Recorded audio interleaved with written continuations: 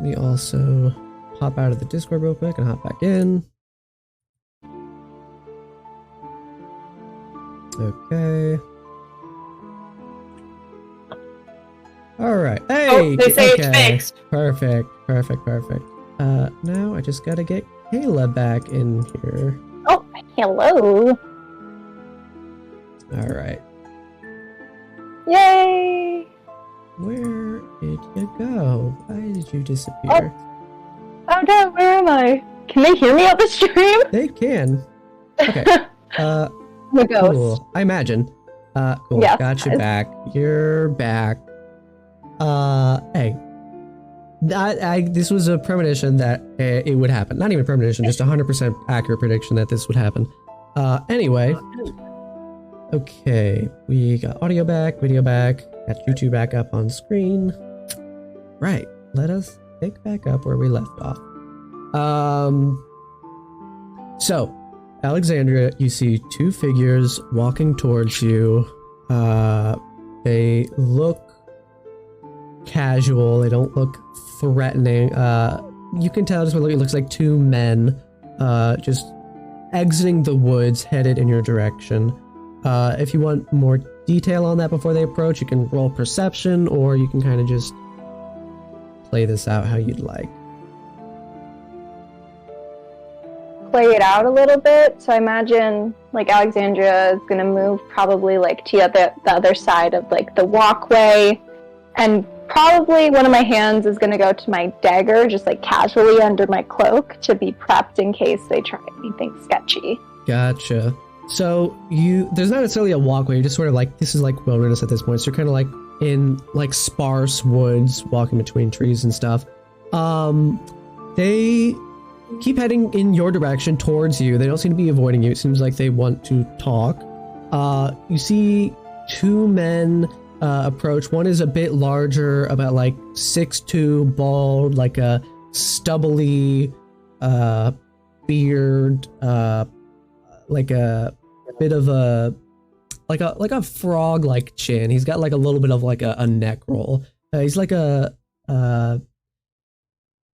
bigger guy. And you see that there is a more like average looking guy next to him who's got like sort of like greasy hair that's sort of like side swept across his face, and sort of like a narrow nose, and like don't give me anything yet. So they walk up to you, and the larger of them says, "Oh, what are you doing out here so late? It's getting dark. Are you not concerned for your safety?" I can take care of myself, thank you very much. My way is just beyond the tree line over there. Beyond the tree line, you no, just the trees, the grove right there. But so you live outside of town. That sounds very dangerous to do. And you see the other guy pipe up. Yes, it seems not a very wise idea. I think it would be much better if you would come back into town with us. I mean, we can rent you a room at the inn. Does that sound nice?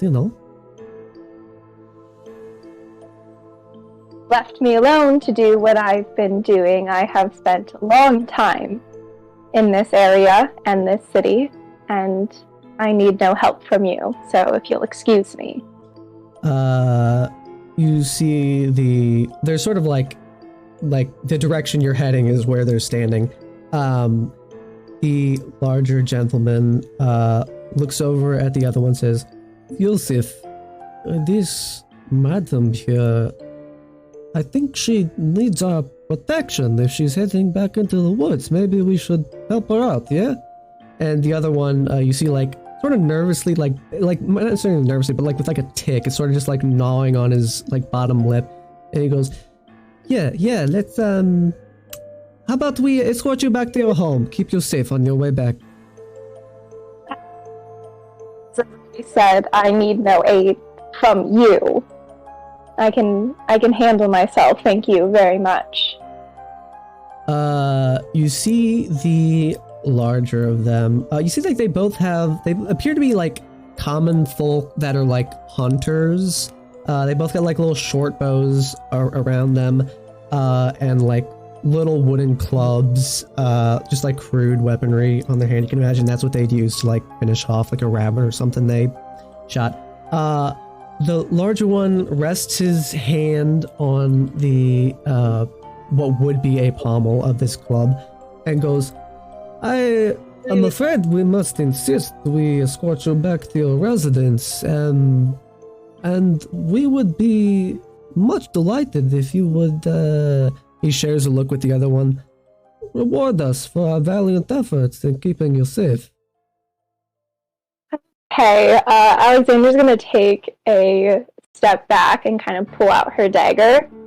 And I imagine she kind of like parts her lips. I'm gonna smile, just very calmly, kind of exposing these maybe a little bit elongated canines, and go, you think you can help me?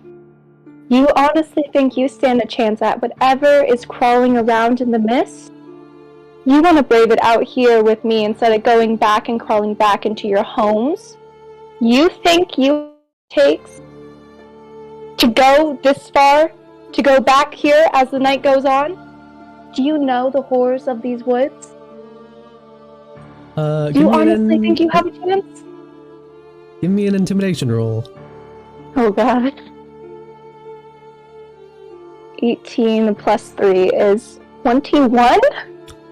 Wow. Okay. Terrifying.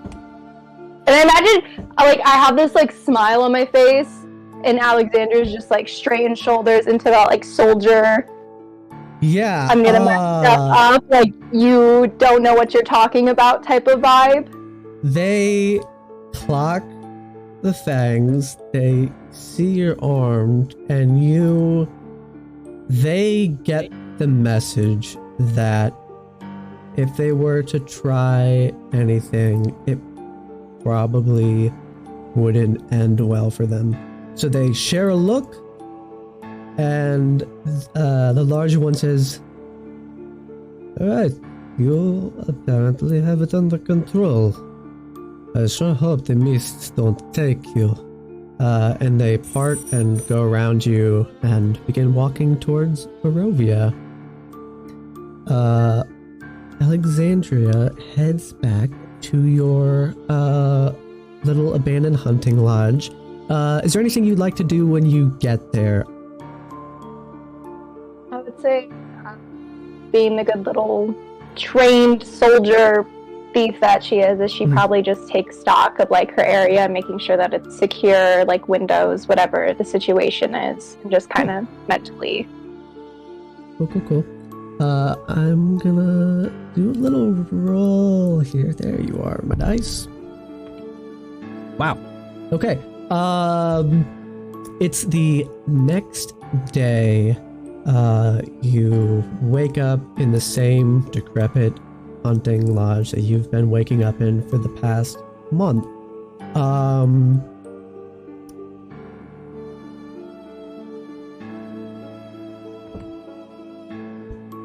Wow. All right. Okay. So, what would Alexandria be doing in the morning? Probably sharpening her weapons, practicing, stretching, anything to keep herself fit and be ready for the day, I would say. Cool. Give me a perception roll. That's a 4 plus 3. That is a 7. Okay. So you're sitting in the house, sharpening your weapons, just going through your morning ritual.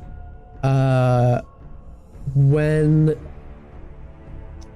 you hear a knock at the door, and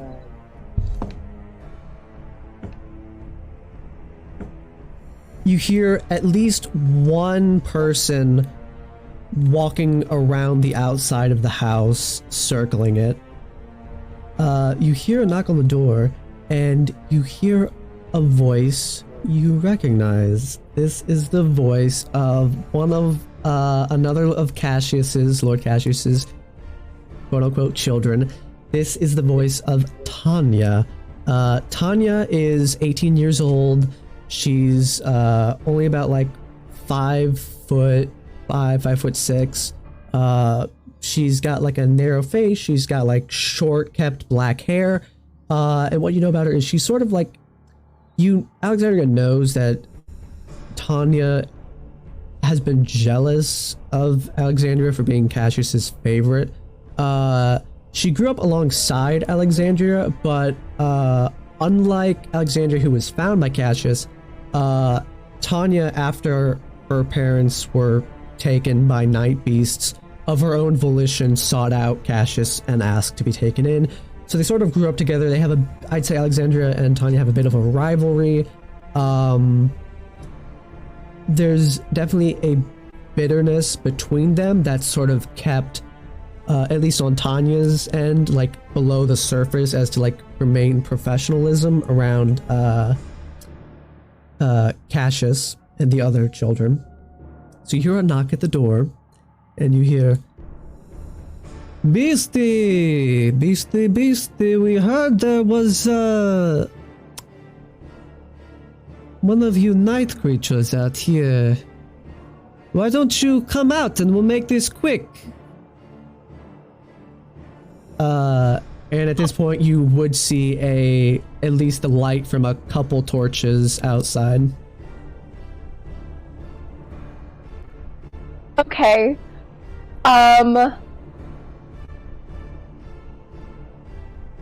Alexandria's gonna just grab her pack. Mm-hmm. They're in the front of the house? Are they circled around? Do I know? You've heard at least one person walking around the back of the house. There's I assume you haven't walked up to a window yet to peer outside. But there is a glow from torchlight out front, and you know at least Tanya is the one knocking on the door. You don't think she knows who specifically is in the house. And aside from the front door, there is, through the basement of the house, there is a cellar which has sort of like one of those tornado like exits that leads out of the back of the house,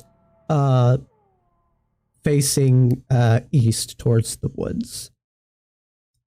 You also, it's like a 2-story hunting lodge. There's a downstairs. Would you say you're downstairs or upstairs, by the way? Be on the main level. Okay, so there is an upstairs with a couple of rooms. What does Alexandria do? You hear a knock a second time, and it's louder and more forceful. Yeah, Alexandria is gonna run. I feel like, because taking Tanya on and like everybody, you know, like it's just not a good vibe. So I think I'm gonna run. Okay. And try to flee the woods. How are you going to do this? Is there a door to the basement? Do I have to go through the cellar? There's some stairs that'll lead down to the basement. Okay, I think I'll do that. Okay. You head down to the basement. You see the door. How are you planning to exit and make your escape, and where do you plan on running? I want to like approach the door and kind of hear to see if I can like maybe pick up on footsteps, sense anybody, and probably like open it as quietly as I can to see like what's going on, and if I have the opportunity to just like make a dash for the woods to get far away. Sure. Into all of that. Give me a perception roll. That is a lucky 17 plus 3, dirty 20. Wow, awesome. Yeah, it sounds like you hear two people shuffling around on like the left corner of it. So like the where you'd be listening through the like trapdoor or storm exit, from your perception to the left, it sounds like at the corner of the house, rounding it, you hear like two people sort of like trying to peek around and look through windows. So it doesn't sound like anyone's immediately in the back of the house or standing by the cellar door.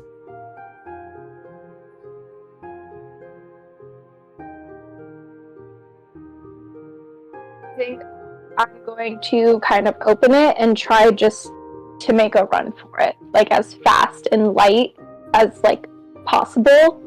Just like dash out of this house. Cool. As so far you're as trying to like sneak away while you're running, or you're just booking it? Sneak away. Okay, So give me a stealth check with disadvantage, as you are running as fast as you can. 11 plus 3 is 14. My lower one. Okay. Let's see here. My heart is pounding. I know, I'm like sweating for you. My hands are clammy. I'm like, oh my god, is she gonna have to face all these people? Okay. Who I don't even know, but apparently they hate her. Right? You tear off out of the thing.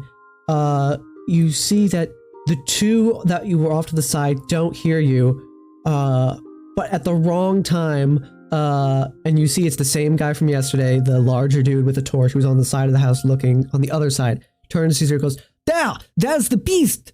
And they all begin rounding the house, and chasing after you, and you're running into the woods?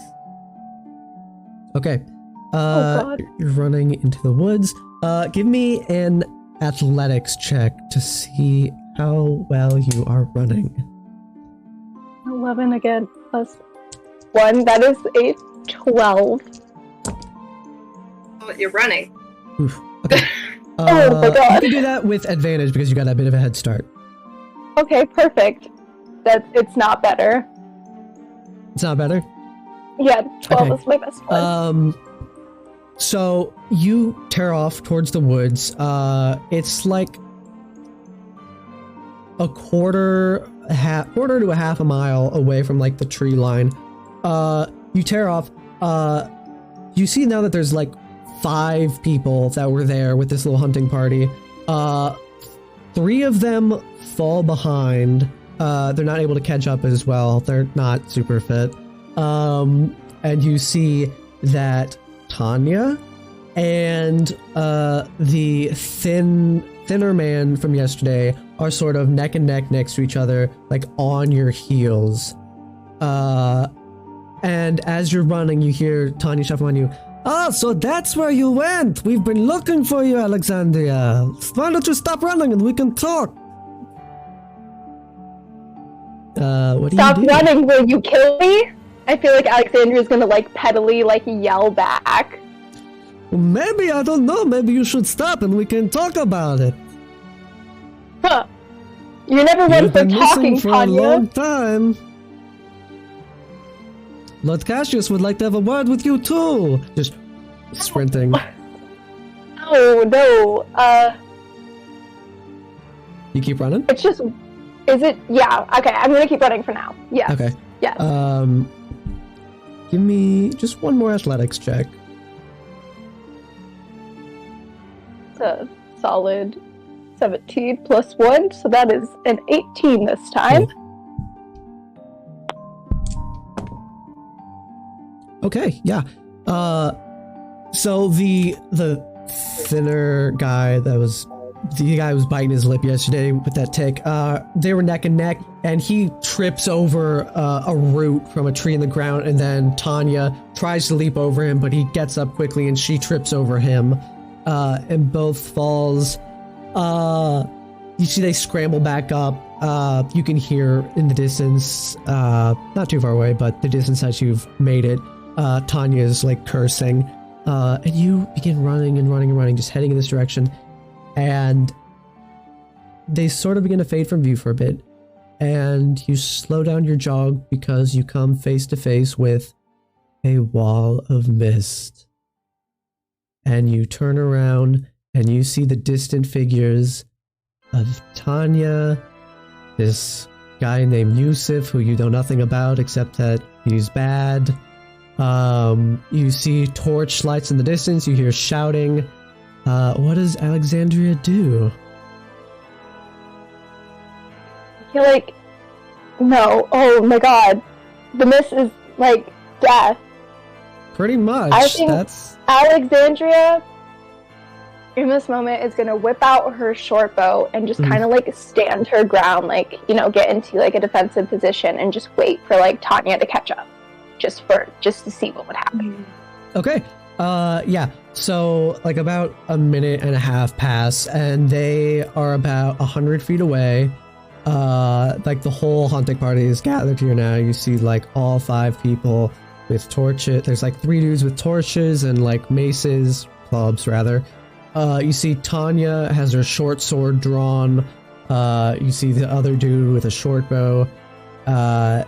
And she holds up her hands for them to like go down. She says, Alexandria, where have you been? We have not seen you for about a month now. There's been rumors of strange things, people missing in town, and you went missing at the same time, and we worried something terrible had happened to you. But then this gentleman here, they said they found a woman in the woods who wanted to travel towards the mist, and that she had fangs. Alexandria. Oh no! That came back to bite you in the butt.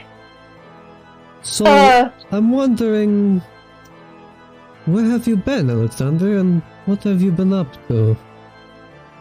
You know, a little bit here, a little bit there. There's a lot to explore in our fine city. Oh yes, there's a lot to explore amongst the decrepit buildings, the depressed downfall, the sky that never shines. I'm sure you found plenty of things to keep you busy. You know, it's funny because the last night that we had sort of heard from you was the same night that a woman was found in the town square. A woman with red hair, with her neck chewed up, blood drained, and just were, curious if you had anything, if you knew anything about that.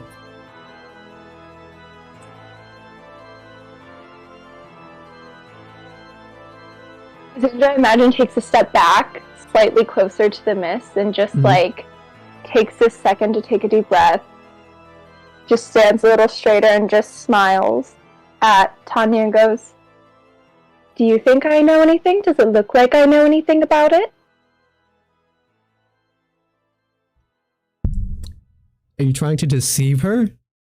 No, I'm just asking. Okay. She thinks for a moment and looks at the 2 people that described finding you in the woods. She looks back to you and says, "Look, I know we've had our differences, but you don't need to be so difficult. What do we know?" Don't need to be difficult? She holds up her hand. What I'm aware of, what Cassius is aware of, what we all know, your family, is that the night you went missing, a woman was found dead in town, with her blood drained. That's a vampire. There was a vampire in town. So we have been under the impression that you were dead. Then, these 2 fellows come to us. They tell us that the woman we've been looking for, who we've put up notices around town, have you seen a woman matching this description? We are worried that she may have been attacked or killed. They come back and describe that they have seen someone matching this description, and not only that, but that she bore fangs at them. So, you tell me, what is it exactly I should believe, Alexandria?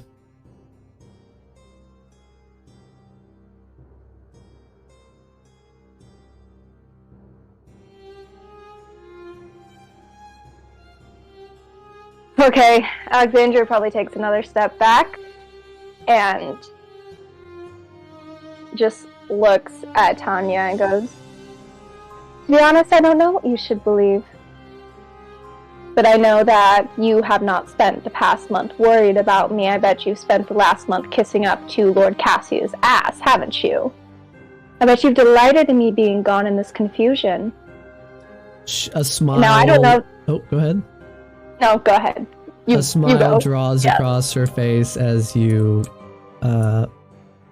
say these things about her probably enjoying it. And she goes, you know, I had to wait a few days before Lord Cassius would let me go snoop around in your room and look at all your nice things you had collected. I figure I'd just make it into my room as well, keep it easy staircase for me. So I'm not going to lie to you, you being gone has been good. I mean, the sorts of things Lord Cassius would usually ask you to do, I've had to pick up the slack where you left off. Make things easier for Lord Cassius. So, yes, things have been a little bit better. And if it's true that you have these fangs that these gentlemen talk about, then maybe it would be best if you didn't come back. And even better, if Cassius knew that I had taken care of a monster prowling the streets of our beloved Barovia.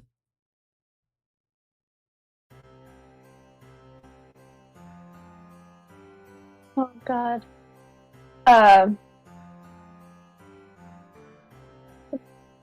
You see that they also have not come any closer to you. They're maintaining their distance away from this mist. Dandra's gonna smile a little bit and take another step back. And just looks at Tanya and goes, I don't think you could kill me if you tried. After all, there is a reason that I am or was Cassie's favorite. And you're a fool to think that you could take me on. Even now. Oh, poor little Tanya. Never good enough. You think that this changes anything? Do you honestly think that you wanna come closer? You wanna come find out what I am? You wanna come figure out the truth? She clicks her tongue, tilts her head back, rolls her neck and thinks for a moment. She says, if you are what they say you are, I think I'd rather keep my distance. And she draws a bow and pulls it back and aims at you. The other men follow suit. They drop their torches, draw their bows, trace them towards you. You're close enough to the mist now where it's starting to blow past your knees, sort of like your back is up against this wall of fog. Tanya, a coward even still. You know, you can grow to be a different person, but you can't change who you are, where you came from. Even in death, I'll always be Cassia's favorite. Remember that. And I imagine Alexandria takes another step back and kind of looks back at this mist, looks back at Tanya and this party, and goes, goodbye. You take another step back, and as you do, the mist envelops you as if you've been engulfed, and it swirls around you as the last thing you see is torches scattered on the ground and arrows flying in your direction that, aiming right towards you, don't hit you. They don't come through the mist. And as the mist swirls, the air grows cold, and you're surrounded by mist. And that's where we'll leave Alexandria for the moment. That was good. Thanks. Winter, welcome! Yes, hello, Winter! Hey guys, sorry, I didn't think it'd be that bad, but, I caught COVID, and the symptoms weren't too bad. They kind of fucked me up today. Oh my gosh. That's rough. That's a good as excuse as any. I am sorry to hear that, man. But, COVID isn't gonna keep me from D&D. Heck yeah. Even if I'm late. All we've done so far is Alexandria's intro, so... little prologue. Okay, cool. So, where we are gonna go now Thing is, a long amount of time passes to where I'm not touching this thing, and then it just turns off. Okay. Let me switch things up here as we head over to the next of our heroes.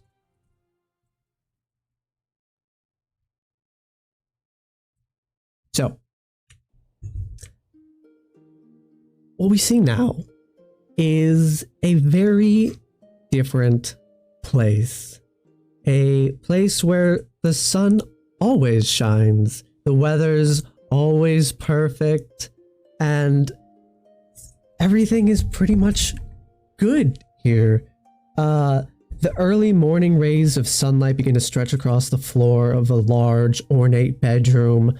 The curtains are drawn, and the bird song and gentle ringing of wind chimes it breaks the silence of a new day in the city of Thekele, a city located in the Heliopolis region, Buxanos. This is the second level of the upper plane Arcadia. This is sort of like an afterlife in a sense for a handful of souls, but not for this person. This is a mortal who calls this place home. Ashley, tell us about Electra. All right. So Electra, so she just kind of wakes up and she stretches and breathes in the fresh, warm morning air and sort of looks out her window, and she sees just like the gorgeous landscape of her home, Thekele, and she's just like so grateful. She wakes up with a smile, so refreshed, and as she gets ready for the day, she sets her big blonde and golden, beautiful, huge curls, and she puts on her circlet that comes around her head, and she dresses in these white dress that's sort of like a toga, but a little bit more, what's the word? Like, she can move in it, she can fight in it. She has these, like, very tall, long, strappy sandals that are golden, and in her hair she attaches some leaves from a falcon. She's got these golden ear cuffs with dangly pieces. She puts her falchion on her left hip, which is her holy symbol, puts her warhammer in there too, and her crossbow goes over her back, and her skin nice and tan, but also like almost sparkling and golden, just sort of like radiates this like good energy as she walks through, and it's like everywhere she walks, people like heads are just turning because she just like looks like such a radiant and golden person from within. And she's a 5'11", she's very tall, she's very athletically built, she's got nice freckles covering her nose and her shoulders, she's got little pointy ears, she kind of looks like sort of half elfish, and one of the like most peculiar parts of her is one of her eyes is a very deep dark brown, and the other is a very light, almost golden brown. And she just sort of walks and leaves her estate into the nice, warm air that beats down on her skin. As Electra leaves her personal estate, all the servants that cast their gaze upon Electra, as they do every morning, are still, even though they see her every day, completely enraptured by her beauty and grace and elegance.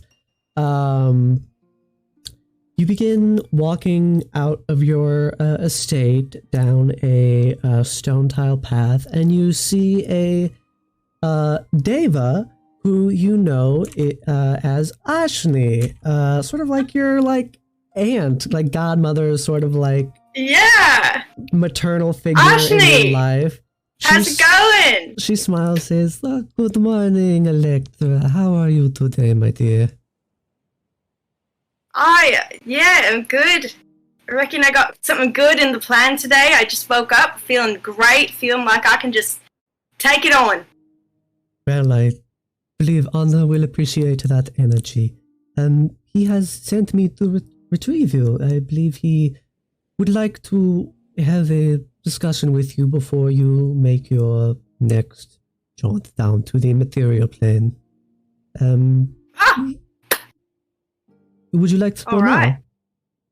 Yeah, I don't got Okay. anything in my plans today. Wonderful. Come with me. And you begin walking down through the gardens of your estate. You're around a corner, and not too far away is Honor, a god, a demigod, his palatial estate with spires and domes and luxurious gardens and fountains, and these bright, colorful birds flit about, and there's a lot of people in like martial equipment running like training exercises and running through drills and exercising, even though they don't necessarily perform a lot of combat, but they stay ready because Honor's whole thing is readiness, protection, and defending. Majority of these people are people who once lived on the material plane but died, and now their spirits have, become the forms they are now. They still look human most part, but they're just like post-material plane existence. This is like their afterlife where they've come to serve Honor. So you head up to the palatial state and you head inside through this grand entry hall and lobby, and you already know where he's gonna be. You turn left down a long hall and there's rows and rows of chiseled busts of ancient generals and tacticians that have served Honor throughout the many millennia. And you approach a very intricate wooden door that's carved with like battle motifs and like scenic depictions of like the millennia past, where Honor, alongside his fellow members of the Mohrandi Pantheon, once ruled as god, king, and queens on the material plane. It's sort of a depiction of like the glory days. And behind this door, I think Electra would sort of like give a little like nod-ish bow to that sort of depiction there. right? And behind this door is a war room, which essentially these days is pretty much just where Honor has private conversations with guests. Yeah, she would just stop and give a very quiet and peaceful knock on the door. Just three little taps. Gentle 3 tap on the door. You had heard a conversation in there. Comes to a close. It sounds like it wraps up. And you hear from inside, you hear Honor's booming voice. Is that Electra?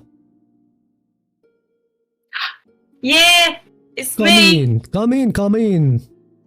I like how like everyone has almost like a Russian accent.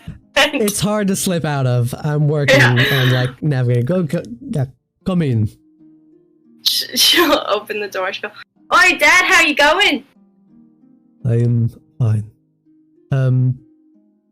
You look around you see that there's like a table here that's like a long table. You see there's 2 other figures here.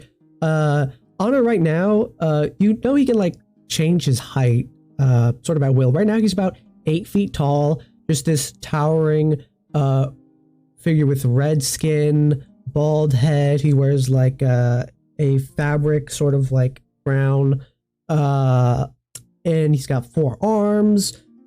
You see across him at the end of the table, you see you're sort of aware of like the different forms Celestials take. You see a planetar who's standing at about 10 feet tall, who's just stood up from the table. He's also got a bald head. His face appears expressionless. He's got pale green skin. And you would recognize this person to be Tamariel, not a planetar in service of Honor, but one for Lathander, another deity. And you see another Deva at the table with them, Ymira, who is also a servant of Lathander. As you walk in, give me a perception or an insight roll. I think she would go insight because she'd kind of just be like, ooh, like, what's the vibe here? How's everyone doing? So that's going to be a 16. 16. Okay. Okay. You see as you walk in, the vibe is sort of like when someone with a considerable amount of power, like Honor in like a self-contained way of like a being of such power, but is still in the hierarchy of things, not very high up, and like needs to ask a favor from like a even greater power, or at least one with more resources. That appears to be the vibe here. So it's sort of like Honor's in like a like trying to have as much pride as he can in the conversation he must have been having, while also asking for help, something he's not necessarily fond of doing. And you also catch a glance from the Planetar Tamariel as he sort of like clocks you, looks back, and he doesn't really have pupils. It's sort of just like a glow in his eyes. But what you can assume would have been like an eye roll, and from the Deva Ymira, you sort of see her like very subtly shake her head as you enter. And Honor looks at you and says, "We were just wrapping up. Ymira, Tamariel, please pass on my message to Lathander." They nod, and they look to you. They give like a formal nod and begin heading out. Yeah, she'd do a little like nodish curtsy kind of thing as they leave, but like watch them as they go through the door, like not tracking them with her eyes. Gotcha. Funny business. She's like, yeah, little guard. Yeah, you see as they leave, Ashni sort of gives them like a scary guard dog. She's a big blonde and shining. As they leave, Ashni gives them sort of like as close to a glare you could give someone without like actively giving them like a I don't like you look, because clearly she intuited something about the reaction they had when you walked in the room that upset her. So you walk in, Honor sort of stands up from the table. He puts two of his arms behind his head and puts the other two like on his hips. Says, "Walk with me, Electra. We should have a talk before you head down." All right. Is everything okay? They seem a little tense. Well,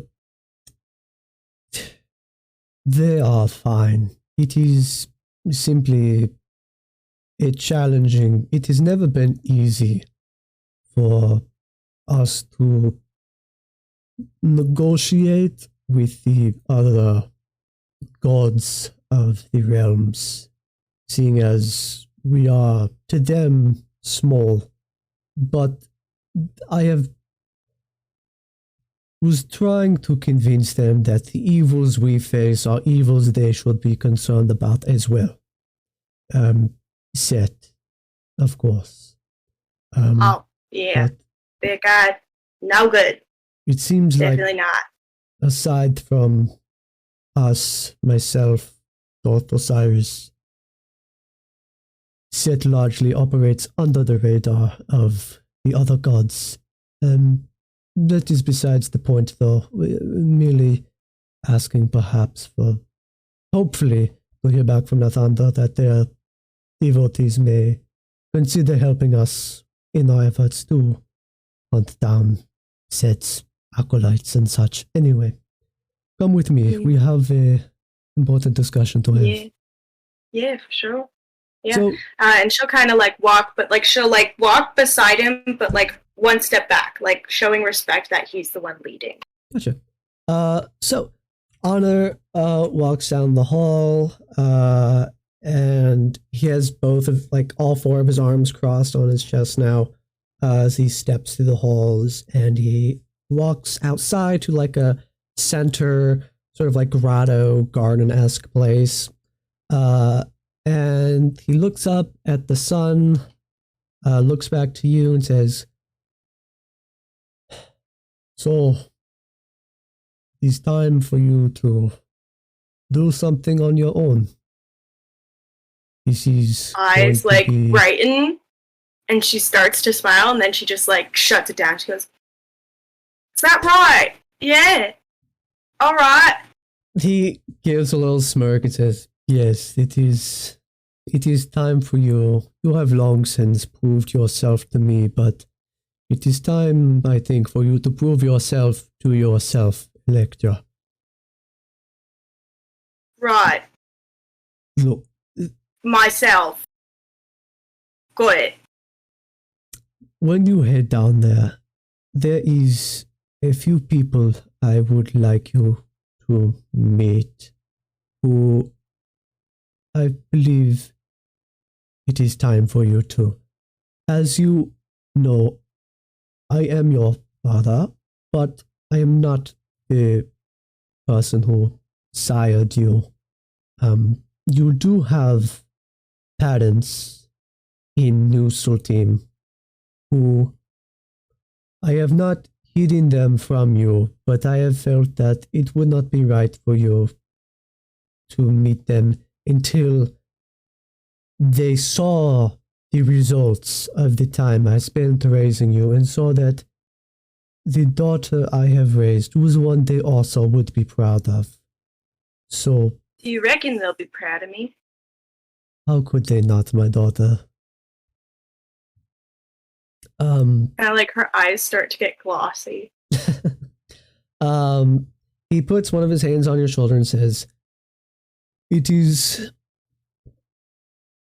would be good for you to finally meet your parents and have an understanding of not just the people as a whole that you are protecting in an effort to fight Set, but also know that you have a family who benefits from your protection as well.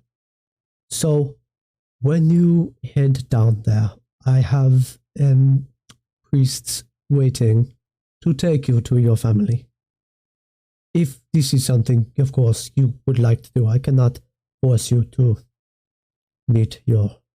Yeah, I mean, this is so much happening at the same time. I think, yeah, I think I'd like to meet them. Understand.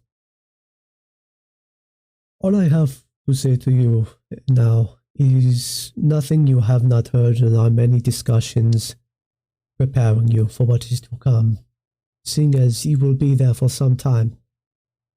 What is my mission? You need to find out if it is true that Set is in fact operating out of the shadow planes. We have suggestion and magic that lingers with a trace that we have seen of this dark energy, but not enough to confirm that this is a place Set is at, the realm where he hides. If you can find definitive proof, then we will have taken leaps and bounds in our effort to hunt Set down. We could gather the other gods, Ray, Osiris, all of us, and strike directly at Set. That being, if you can find proof that this is a place that he is. I won't come back without proof. I would expect nothing else from you, daughter. When you are ready to depart, there is the temple awaiting you, where the teleportation circle has been prepared. As always, you will be going to the same temple in New Sultim. When you are ready, you may go. I have no further words for you other than watch after yourself. Of course. I always do. He nods gives you a pat on the back with one of his large hands, and begins walking back towards the palace. She's definitely gonna let out like a big like, and like as he's left or whatever, and she's still like, I don't know. I assume they're like in some gardens or something, and she's just like big smile on her face, and she's just like nobody's like seeing it, like she's hiding it, but like she's just so happy and like excited. And then I think before she would head to the temple, she would probably spend a little bit of time like visiting the spots in our like Arcadia, but specifically in Thekale that like were really important to her, like the arena, the grand hall, like her estate, like things like this that were just like such crucial parts of her like childhood. And then she just kind of like recognized them and realized that every single thing has led up to her being able to go out on her own mission. And also that without her parents and like her birth parents, who she's hoping to meet, like this would have never been possible. So yeah, I think she would just kind of like do some reflecting, and then after kind of like packing up and prepping, she would head to the temple where the, what's it called? Teleportation circle. Yes, would be. Gotcha.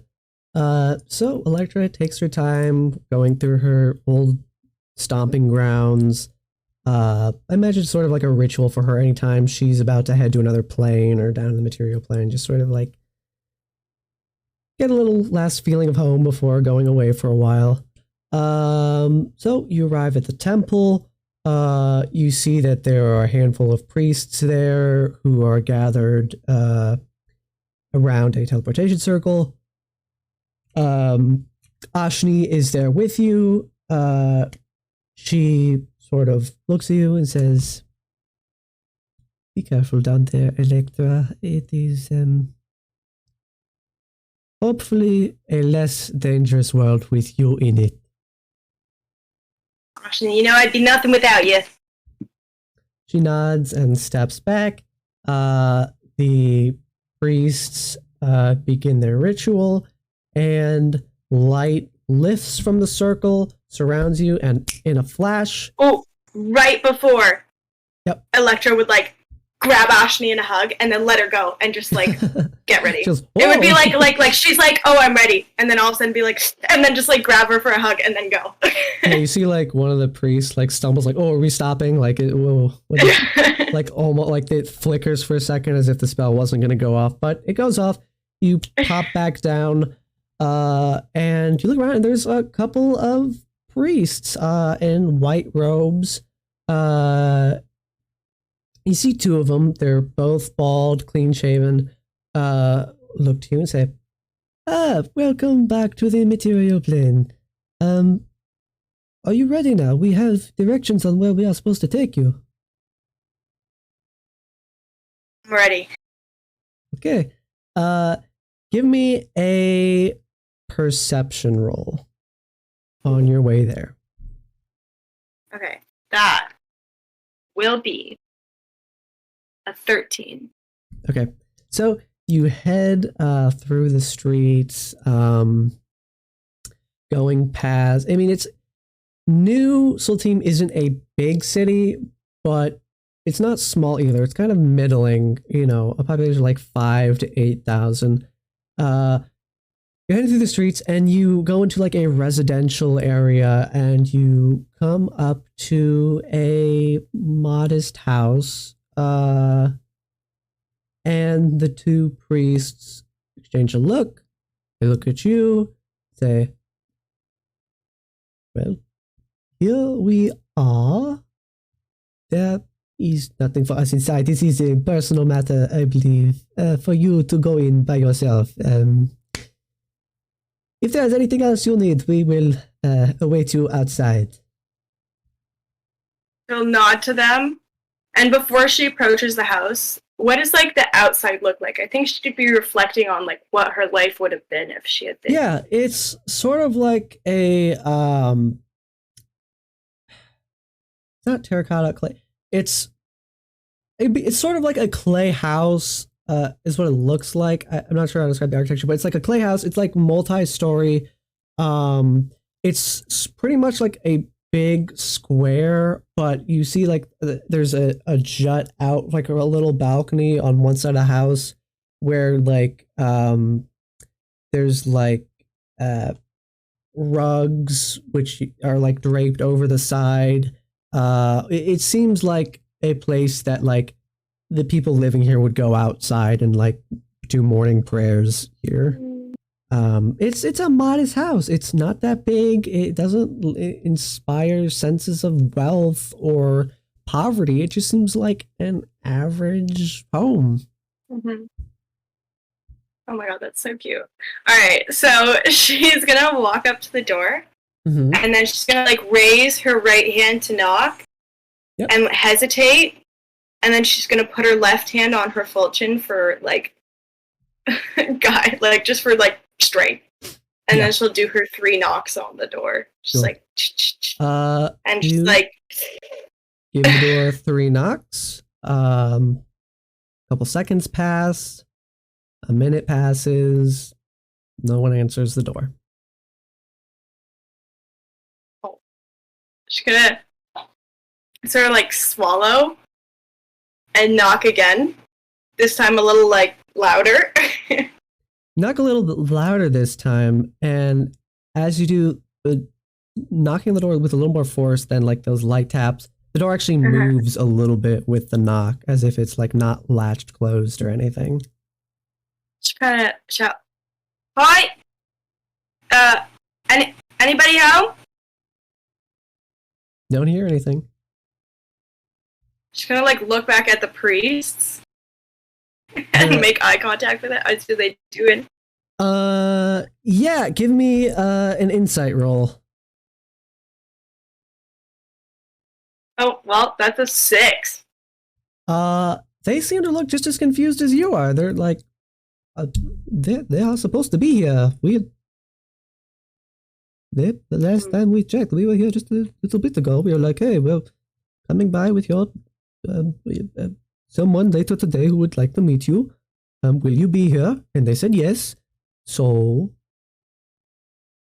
she's gonna kind of like look down at her hands, and she's gonna think, because she knows the like lawful thing to do would be to like close the door, leave, never trespass. But she has the urge to push the door open and check out this house that she possibly could have grown up in. Gotcha. And she's gonna go for it. Gotcha. She's gonna like push the door very quietly, and while she's doing it, she'll be like, "Hi, is anybody here? Just stepping in. I came to meet ya. Not sure if there's anyone around." And she's gonna take a step into the house and sort of just like look. You take a step in, and you see it's like a cozy little living room. There's cushions laid out on a bench. There's like a table here. There's nice rug on the floor. There's incense burning in a little incense holder on a shelf above a couple cabinets. You see there's like a little oil lantern on the table. This seems to be like the main room. You see that there's like, it goes around the corner to another room, and then there's also stairs leading upstairs. You also still don't hear any reply. I think I'll take a quick peek into the other room, sort of just like lean my head in, just to like see if there's anyone in there. You take a quick peek in the other room, and you see it's a bedroom. There's sort of like a bed here, more rugs, some sheets. There's a window that looks outside. You can see there's a little like stake hammered into the window frame on the outside. It looks like it's a little perch for like birds to come perch on. And yeah, you just see a bedroom. Do I feel any connection to this room? Give me a religion roll. Alright. Let's see. 15. You feel at home here. It's not nearly as nice as your house in Tekele Ray. The bed is just like a bedding on the floor, pretty much. But it feels like, yeah, I could see myself here. I can you sort of get like a picture of what your life might have looked like here. But that image is like brief and fleeting because it would be such a different life than the life you have lived. Traveling between planes, serving directly beside a god. So yeah. Alright. Okay, then on that, I'm gonna head upstairs. And as I'm going upstairs again, Electra's gonna call out, hi! Hi! Just trying to see if there'll be any response. You take a couple more steps upstairs, and you come into a center room where at the back wall, you see like a little altar to honor. That there's like a decorational falchion, not made with real metal, but up mounted on the wall. There's candles and incense burning. The room is dimly lit because there's no windows directly in the outside from this specific room. And there's a big rug in the middle of the floor that's got a deep red and weaving vine patterns and flowers on it with birds flittering across it in the pattern. And as you climb up and your eyes level with the room and then get above, you see at the foot of the shrine to honor, kneeling on 3 separate pillows, are 2 taller figures and 1 younger looking figure. The 2 more lithe looking figures have a shawl over their head, and you see 1 older male looking figure with tousled black hair, and it looks like they're deep in prayer in front of this altar. Alright, so Electra is gonna, when she sees them, sort of stop calling out. She's gonna walk into the room, grab a pillow if there's an extra one, and she's gonna kneel down just next to the youngest, or the one that looks the smallest, and sort of put her hands up and open and start praying silently next to this group of people. Cool. You kneel down next to this young figure. You can't really see her face because she got a shawl over it. A few minutes pass, and give me a perception roll. That is a 9. A 9. So lost in prayer. You're very good at prayer. Honor. You pray really good. We love you. I'm so good at praying. And are you praying in silence or whispering or I think she would be praying in silence just because she knows Honor's gonna hear her. Of course. Yeah, as you send a prayer up to Honor, you get a feeling back of sort of that same feeling you get when he smiles at something you've done well. He seems it's you get a feeling of pride in him that you're about to meet your parents. My heart feels warm. Your heart feels warm. And the people next to you have not made any indication that they recognize you're also here. They've been very still in their prayer. They are sort of swaying a little bit in their prayer as if they're going over a mantra in their head. Yeah, I was looking at Kayla for a second. I was like, oh no. So when she gets this warm feeling, she's sort of gonna open her eyes and look to the side. And I think what she would do is she would take one of the falcon feathers from her hair, and she would like put it in front of the small girl. Sure. And see if she notices it or does anything. Lean forward and begin putting this falcon feather on the ground in front of this younger girl's figure. You see it, she tilts her head down to like look at the feather, and as you do that, give me a perception roll with advantage. Oh, okay, thank you. We need that. Oh, nat 20! Nat 20!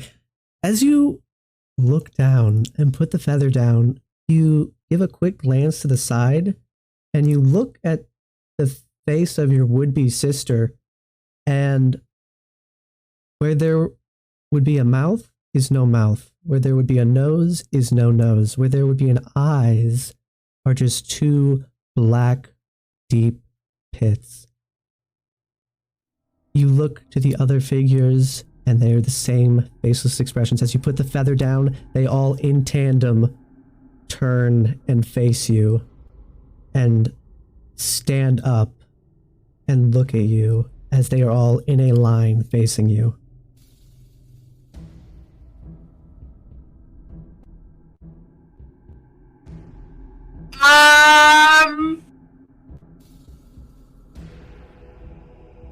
And did the little girl just stand up and leave the feather there?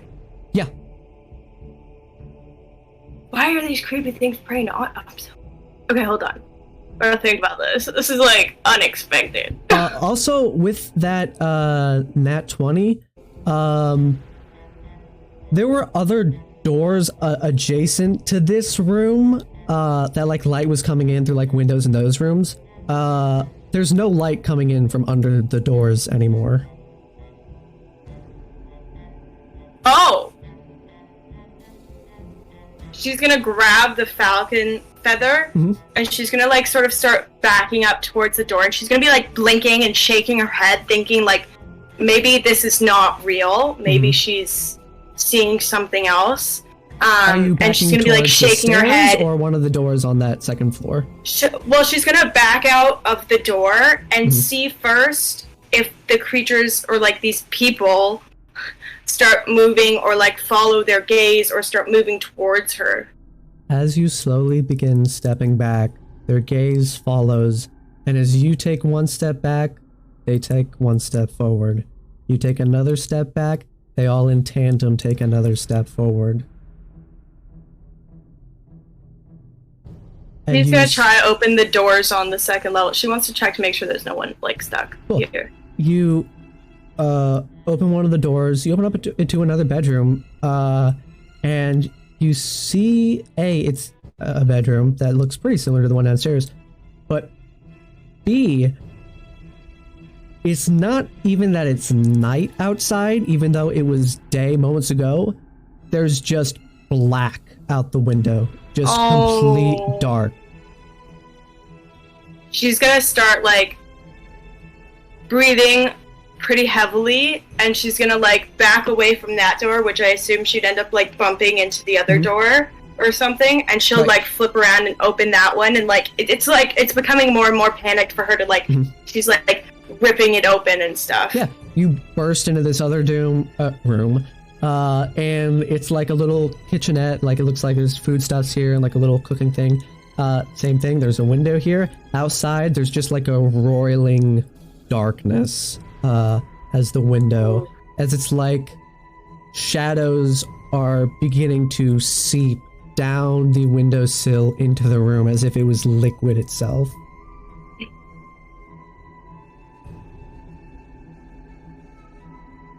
Okay. Okay. And would you head back out to the main room, or are you still in this kitchenette? Like, where do you... No, I would go down the stairs. As you go downstairs, towards the front door, which I probably would have left open as well. You head down the stairs, and even though you left the front door open, it is closed. All the windows down here that you could see have the same pitch blackness with darkness seeping inside. And as you run down the stairs, you catch a quick glimpse, because you had nat 20, all three of the figures in tandem had reached underneath their robes and pull daggers. Oh my gosh. Okay. The front door is closed, though. She's gonna, like, in one hand, she's gonna start, like, kind of, like, wiggling her fingers a bit. Mm-hmm. And with the other hand, she's gonna reach back and open the front door and look out. What is it? You grab the front door, and as you do, a feeling of, it's like your heart skips, and it, like, not just one beat but a couple. Feels like for a second your entire being just was paralyzed, and you rip the door open. All you see is blackness, but as soon as you open the door, the shadows rush into the room like rushing water and pool across the floor as the whole floor begins being engulfed in darkness. Oh my god! And you see, so as it spreads across the floor, it begins reaching the walls and climbing the walls too. All she's doing is she's gonna cast the light cantrip, on probably like on her falchion or something, just like so that she has this light, and she's like gonna hold her falchion in her hand and just like pray to honor, just like she has no idea what's going on, and she know like her father would never send her into something like this, and so she is just praying and praying, and like tears are starting to like stream down her face, and they're like literally staining her white dress, and like her legs are shaking, and she is like, her lips are quivering as she prays, and she's praying like out loud, like very, very loud, like it's not in her head this time, and she is just like anybody who saw her would think like that girl's got problems, like she's freaking out. Yeah. As you're standing in this like original like living room praying, you hear footsteps coming down the stairs as if they were stepping in puddles, and you look down at your feet, and there is sort of like a liquid quality to the darkness here, and you see one of the figures tumbles down the stairs, hits face first on the ground, and just sinks through the ground and disappears. Another figure steps down the stairs, looks at you with a dagger drawn, begins taking steps towards you, and as if it was wading through a swamp, begins to wade deeper and deeper into the shadows until it gets just a few feet from you, takes a swing at you, and sinks through the ground into the darkness. The last figure also comes down the stairs, same thing happens, with one hand reaches out and like briefly grabs on your foot before it slips and pulls through, and as this happens, you begin to feel like a lack of firm support behind you, as it's like sort of like mud has begun to like lose its structure, and you feel like your feet begin sinking into an icy cold darkness. She's like, probably at this point, she's still like trying to like grab onto something so she's not like falling in, even though like she still is, kind of thing.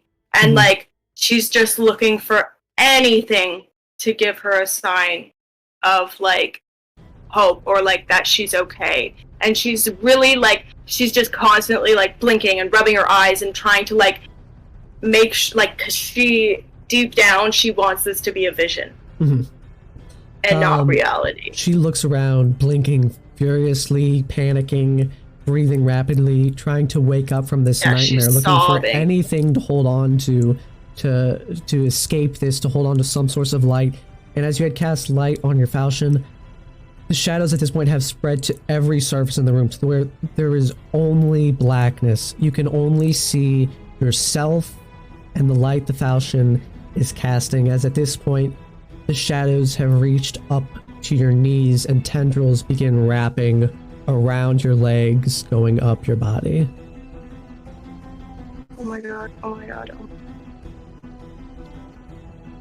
Like, she'd probably start, like, trying to, like, whack them away or something, but at the same time, like, she'd try to whack them away a little bit, but after a little while, she might, like, lose her hope, and she'd probably just, like, sink to her knees crying and just, like, close her eyes and just, like, pray to honor as it kind of, like, closes in. As she sinks to her knees and still holding the falchion praying. The shadows are like up to your shoulders and neck and swirls around you, crosses over your face, and everything goes black.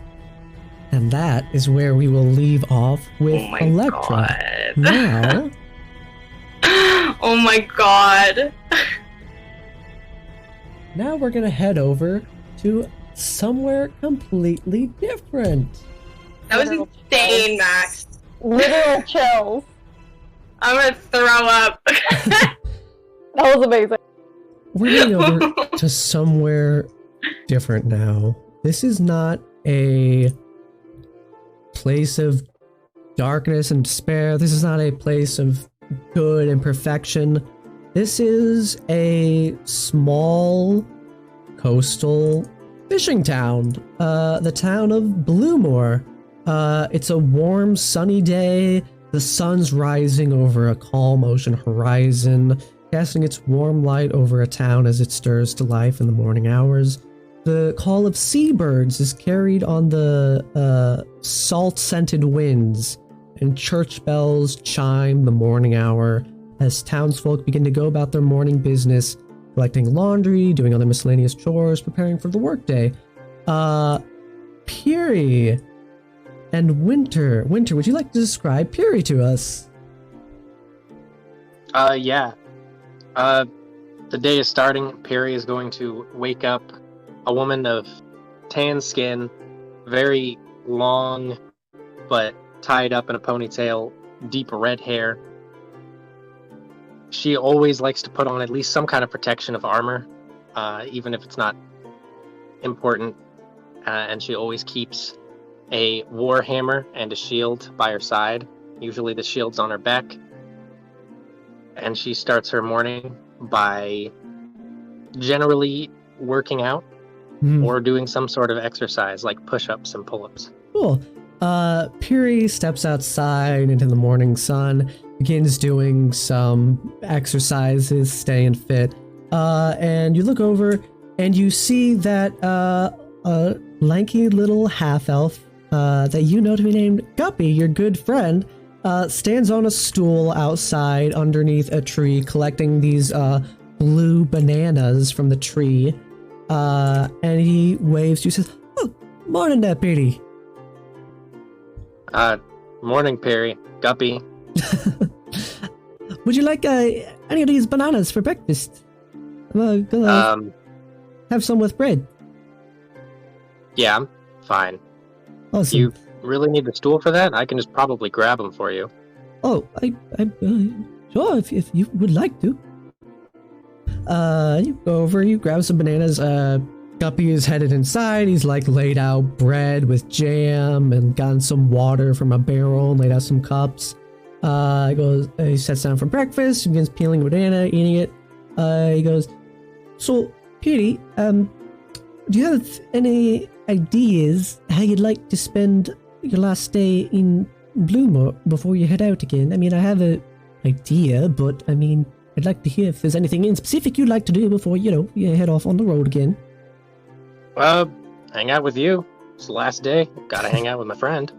He chuckles, says, "Well, I think one thing we should do for sure is have a real nice dinner tonight. And the best food in town is the food I catch. So how would you feel about heading out with me sometime this afternoon, and we could head out on the fishing boat and see if we can catch ourselves some nice dinner?"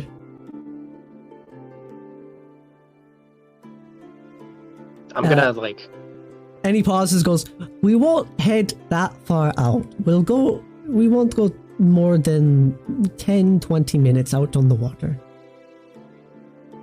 Yeah, I would be sneering a little bit at the thought of going out on the ocean, but when he tries to say it's not that far, I'll nod. Sure. He goes, "Okay, that's good. That's good. I mean, I'm the best at this. No one catches fish like Guppy." And you head outside. You probably meander around the town for the day, going through market stalls and visiting a couple of Guppy's friends. And you see, like, as you walk through town, people sort of like, everybody knows Guppy by and large. It's a small town, you know, like, morning, Guppy, and Guppy's morning. And, you know, they'll like see Pt.2 and give a nod, like, pity. They're a little intimidated by Pt. So you have a nice day going through town, and the afternoon rolls around, and Guppy turns to you as you're sort of like in the middle of town, sitting on a bench, goes, "So with the sun, well, I think it is about time we head out on the water if we are gonna get any catching before the sun sets." Yeah, sure. Right. You head down to the docks, and Piri has like a small fishing boat. It's not that big. It's like it's like a sailboat, but you know, you probably fit at most like 8 to 10 people on there. Like if it was cramped, it's really meant for like 4 people, but he can handle it by himself. It's not that difficult. He needs room to store his fish. So you hop in the boat, he preps and everything, and wind catches the sails, and you head out on the water. You sail for about 20 minutes before he sort of wraps up the sails, so you stop heading out farther. And goes, "You know, I know you don't necessarily like it out here, but you know, I'm telling you, if we just went a little bit farther out, there'd be much bigger fish. I'm telling you. We already came this far, but I understand if you don't. I mean, this is fine. I'm sure we'll get something tasty. I mean, I always do."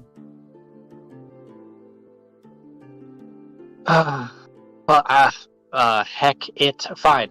But I'm staying in the middle of the boat. All right, stay in the middle of the boat. I might as well tie you to the mast, shouldn't I? I'd rather. So he unfurls the sails again. You head out for like another 20 minutes. He goes, "Okay, Perry's just going to be visibly sweating and sitting like right in the middle of the boat, not looking." He goes, "Okay." At all. He sees like this. He's like definitely planning on going farther, but he like saw you like not enjoying this, which is like, okay, this is far enough. Wraps the sails again. Goes, "And would you like to be fishing with me, Pity? I brought 2 rods." And holds a rod out to you. I'll take the rod. Can I fish from in the middle of the boat? Of course you can fish from the middle of the boat. Cool. So you're gonna fish? Yeah. Cool. And just not look at the water. Cool. You give me a survival check. Survival check. Wow. Okay.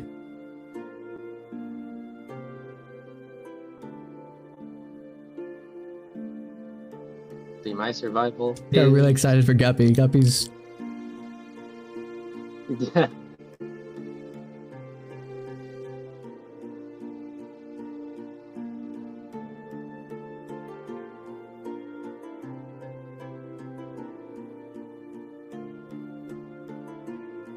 Did you get your survival? I don't know if I heard it.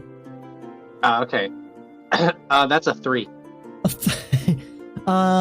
You cast your line out. You're stressed out. You like roughly know how to fish. This is not it. This is no.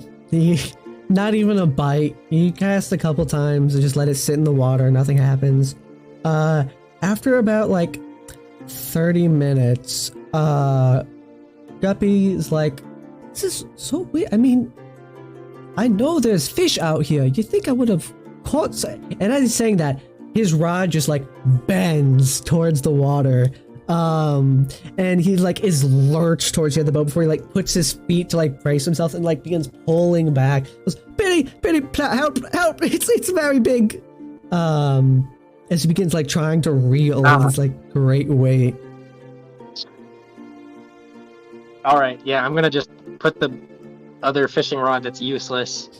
I'm pretty pissed now that I didn't catch any fish. Mhm. I'm gonna put the rod just on the deck and then try and help pull up the fish that he Cool. got. Give me a athletics check. Athletics. I'm a bit better at this. In fact, I actually have proficiency, so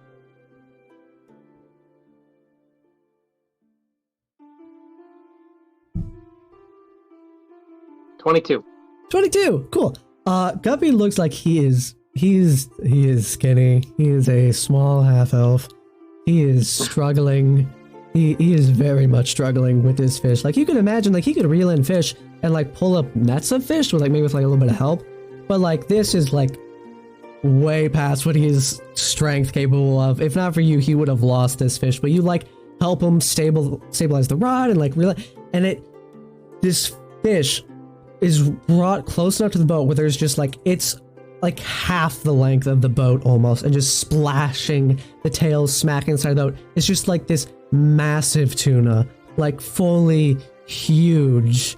It's like 6 feet long. And he goes, Perry, get it in the boat, get it in the boat, Perry. And he's like trying to hold it. So you lean over, grab the fish, and like plop it into the boat. And he grabs a little cudgel and like clunks it on the head a couple times so it stops flopping around, because it was definitely gonna either knock over the boat or at least unstabilize it or flop back out. He sits back, sweating, like wipes his brow, and is just sort of like, "Oh, what did I tell you? That hey, I told you I always catch something good. This is wow, this is a big one. This is a big fish." Just gonna look at it. You lucky little person. Goes, well, I don't think we need to do any more fishing with that hey, this is food for a week. Would you like to just head back? Yes, that's an almost immediate answer. Right.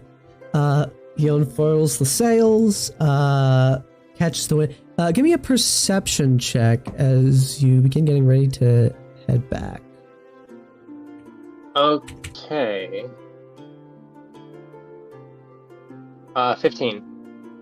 15. Okay. That is the DC need. So you and Guppy both clock that there is a storm heading towards shore, and that not only is that like storm blowing towards shore, and it kind of crept up out of nowhere, like it was clear skies not too long ago, but also that it's like moving fairly quickly, like this is like a gusty storm that's blowing in. Guppy goes, "Oh right, that's a mighty looking storm that is. We better pick up the pace." Storm? Yeah. Yeah. Hurry. I'm gonna do my best to hurry back. So it's gonna get Guppy is gonna do a waterborne vehicles check to see how efficiently you can get back, and you can give him the help action if you want. Yeah, I will. Okay. So he's got everything under control. He's piloting it very well. You were about 40 minutes out. Get about 20 minutes of the way back, and you can see the rain from this storm now, and the water is becoming a little more choppy. It's like, waves are smacking against the boat a little bit, and the skies are getting a little gray. Oh god. So gonna do another one of our vehicles check here. Oh wow, yeah, he catches a draft of wind, and the sails whoosh with this storm that's heading towards the shore, and you pick up a lot of speed, and you handily make it back to shore before the storm picks up. He tacks down the boat, goes, "All right, let's get this fish and get inside before we get soaked." And he like grabs the back end of the fish, like to lift it, and it's just like he's just lifting up like the back half of the fish. He goes, I cannot lift this fish. Can I just try and be like at this point when he did really well, I'd probably be almost incapacitated with nervousness. Just shit. But then when he says that, like to get the fish, I want to just try and pick up the whole fish. Okay. At least get it to a drag and just take it in as fast as possible. Give me a strength check or athletics as well, and he's gonna help you, so you have advantage. All right, advantage. That gives me. Yeah. All right. That is 21. 21. Yeah, he's like holding like the back half of it like a little bit, but you like pretty much are carrying like 90% of the weight, and you like scamper back to Piri's little house on the beach. By the time you get back, rain has started to come down. You get back in the house, he lights a fire, kind of sits back, leans up against the wall and goes, This is a lot of fish to eat. I guess we'll be having a right feast before you head off. And like sort of scratches his chin, goes and grabs like his fillet tools and begins going to like fillet the fish. And the you hear outside the sounds of rain have picked up dramatically. The storm has made landfall, and the wind is like howling. Like the wind shutters have to be like batted closed and like locked down, or they'd be like smacking all over the place. It's like almost hurricane-esque. Just this wind is like, oh boy, whooshing through the like cracks and things, just like making that high-pitched whistle sound that it's like going underneath the door. There's like water seeping in through the floor. Guppy is not freaking out. He's like a little, he's like looking around like, oh, like this, I really hope I don't have to patch the roof, or this is a mighty storm. But he's like working on the fish. He gets it cooked, puts it over a fire, begins cooking the fish. And he cooks the fish. He's like, you sit down. He lays some of the cooked fish out on the table, sits down to eat. The storm is so great. Like at this point, like there's thunder and like lightning flashes coming in through the cracks, and like the thunder shakes the whole house.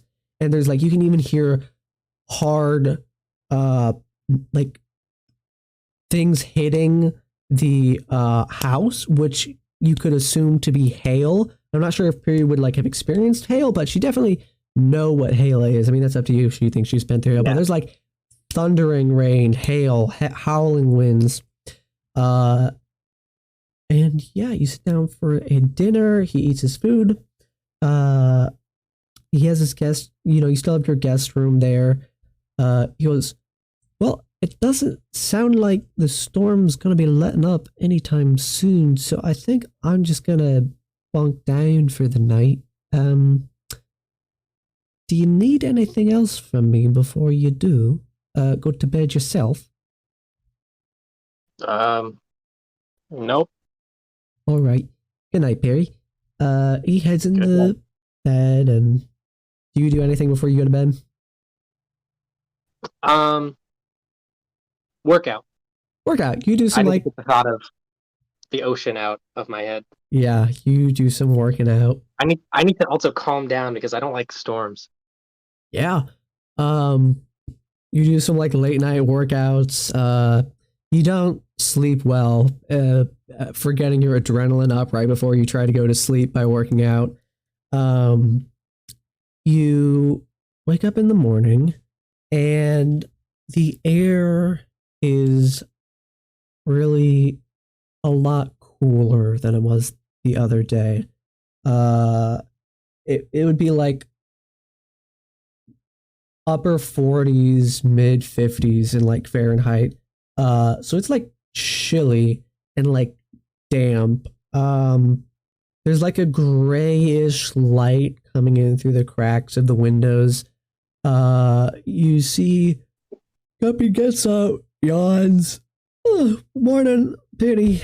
Mourning. Heck of a storm last night. Absolutely insane. Goes over, has the same breakfast as the other day, gets out banana, bread, jam, cup of water. He offers you the same breakfast. And there's fish left over too, which he has a bit of as well. I'll take a banana. Take a banana. He goes, "It is right cold, isn't it? I mean, really, it is freezing." You recognize this too. It is cold. Yeah. You're the fisherman. Yeah, yes, I'm a fisherman, Purdy, but I mean, this weather does not get this cold here. He maybe has to do something with the storm. He goes and opens the front door as if he was gonna go like pick some more bananas. And like stops in the doorway and like takes a step back and has like a confused look on his face. He goes, "Well, I have never seen anything like that before." Would you like to go? Yeah, go ahead. Yeah. I'm gonna follow or walk out to the door. You walk up to the door and there's like 5 feet of visibility out of the door before it's just fog. Just fog everywhere. Like there's so much pervasive fog that you can't even see the sky. It's like you're in a cloud right now. Well, that sucks. Because I imagine this will make it hard for you to hit the road. This is not good traveling weather. And he like shivers his arms and steps outside a bit, and looks around. I wanted to just pat his back and be like, are you trying to keep me here a little longer? What? He has like a little bachelor. He's like, "What are you talking about? That'd be silly. I would suggest no such thing." As he sort of like chuckles to himself, like, "That would be silly. You gotta hit the road. I mean, what's some harsh weather for you? I mean, you can handle this, I'm sure. It's not like you like to stay here in Bloomville for another day where it's nice and warm and comfy usually." As much as I'd like to, I do have to go. Right, well, at least let me see you to the edge of town, which is, I'm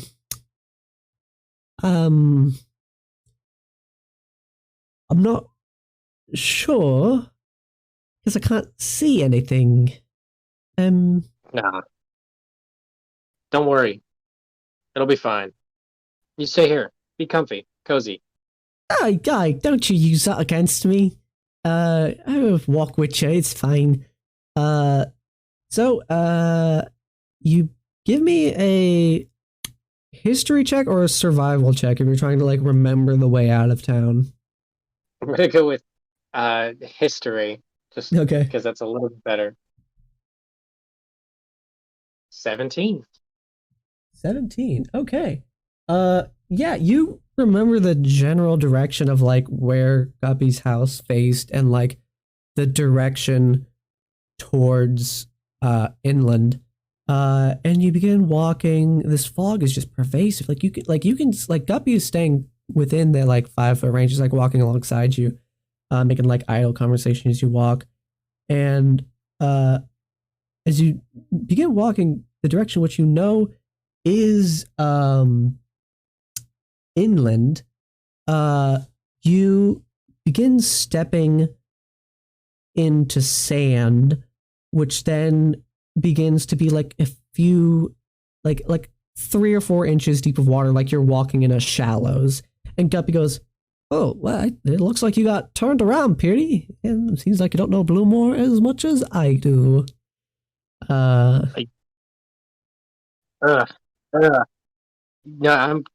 Apparently. Also, you know Guppy enough to where like you see the look on his face. He goes, "I'm making fun of you, but I have no idea what I messed up too. Yeah. That's why I will not comment on it. Like, fine, come on. Right. Show me the way." he goes, all right, I will do that. But I'm gonna stay in front. Okay, sure. He goes, well, if this is where, like, the beach is, then just does, like, a complete turnaround, then that is the way towards the road. That makes sense. Let's go that way. And you begin going that direction. As you do, you walk for, like, a couple minutes, and the ground maintains this same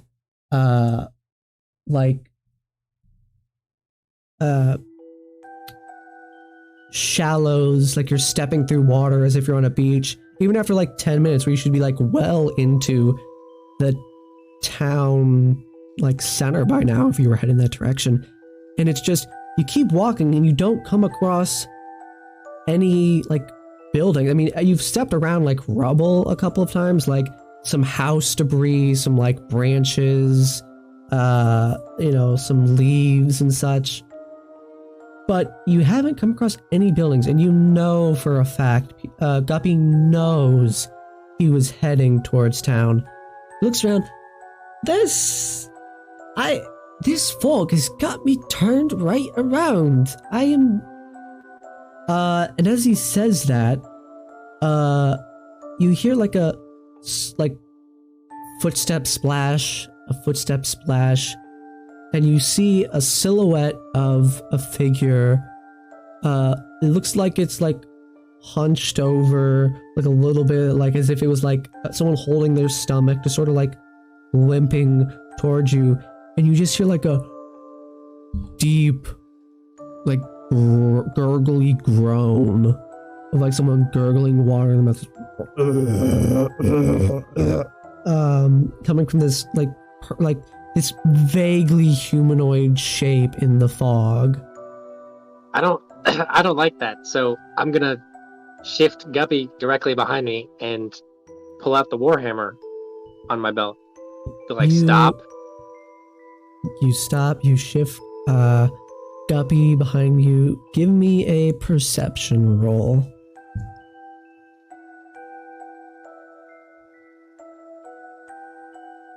14. 14.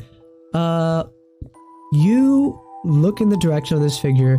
As it gets a little bit close, you can start to make out like clothes and like a really pale skin that's almost like when you'd see dead fish that have been sitting in the water for like days, and it's all like washed away and like flaky and like saggy.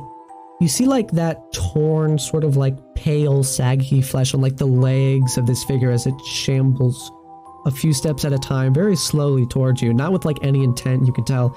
And you, as you look up, and as like the like legs and torso begin to come into view, you see behind this silhouette, as the chorus of groans becomes just that, a chorus, as you see 5 more of these shuffling figures behind this first one begin slowly shuffling in your direction as the groans grow louder and louder and more gurgly, and you see the face of this first creature just ever so slightly. It's like through the fog still. It's like just outside of that like clear vision. It's like 10 feet away at this point, so you can like barely see it. Just when the fog shifts, you see a face that is bloated with like pale milky eyes, and like a head that is like tilted to the side with like a vertebra jutting out from the neck as it sort of just shambles in your direction. No. Yeah, Guppy sees that too, goes, oh, Guppy? Biddy! Yeah? Get out. Where do you want me to go? I don't know. Follow me. And I'm just going to run away from it and like grab onto him. You turn tail and book it. Your feet still splash in the water as you're running. The groans fade behind you into the distance. As you're running, give me a dexterity saving throw. Oh boy.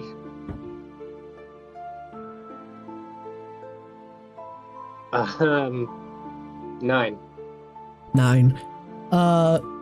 You are running through like this beach, and you take another step where your foot doesn't hit sand, it hits just straight water and goes right into the water, and you tumble forward into like the full, like you're swimming, like you're in just water, and you still see Guppy behind you, and he stops at the edge of it and sees the water, and he's like, Penny, are you alright? I'm coming! And he jumps in after you into the water, and you feel a current underneath you.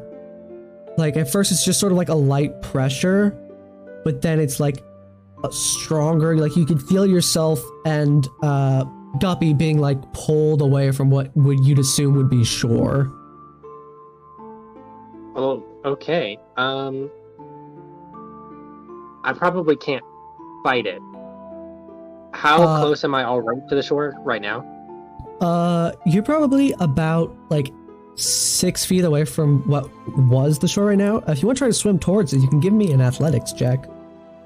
I more want to just try to, like, if Guppy gets closer to me, I just want to try and it'd be difficult, but just like push him instead to try and get into the shore, because I'm wearing chainmail. I don't think I'm going to be able to fight this. Gotcha. I'd rather him not. Yeah, you can give Guppy a help action on an athletics check. I'll do that. Am I underwater fully, or no? You're still on the surface. So you push him, and you see he gets close enough. He's like getting handfuls of sand as he's like trying to slide back onto the shore. And just as he gets like his torso up on the shore, with like a freakish speed and like a whip, there's just like, you just see his Guppy slide along the sand with like, before you can even like react, just slides along the sand as if something had grabbed him and pulled him and ripped him along the shore and just disappears. And right as you see that, you feel that swell underneath you sucks you under the water, and everything goes dark. Guppy! And then I'm gone. And then you're gone. And with that, we will end the first episode of Akirran Nights. No. With everyone having bad things happen. Oh my goodness, that was so intense. Bro. All right. I hope everyone had a great time. Got a couple spooks. For everyone who's hanging out in the chat, we will be back again next Sunday at 2 p.m. CST, or whatever that is in your respective time. It is on the Twitch. In the schedule, it'll display that in your respective time. Thank you so much for everyone who... Thank you! Yeah, say goodbye, guys! You, Max. This was so fun. And I can't wait for next week and all of our characters to meet each other, because just the dynamics that I'm already imagining. So interesting. Awesome. It's going to be great. Well, I'm going to shut down the stream now. Thank you so much. This was a good time. We had a couple technical hiccups, but it's just part of it. It's part of it. It was fun. Just a few bumps. See everybody in chat next week.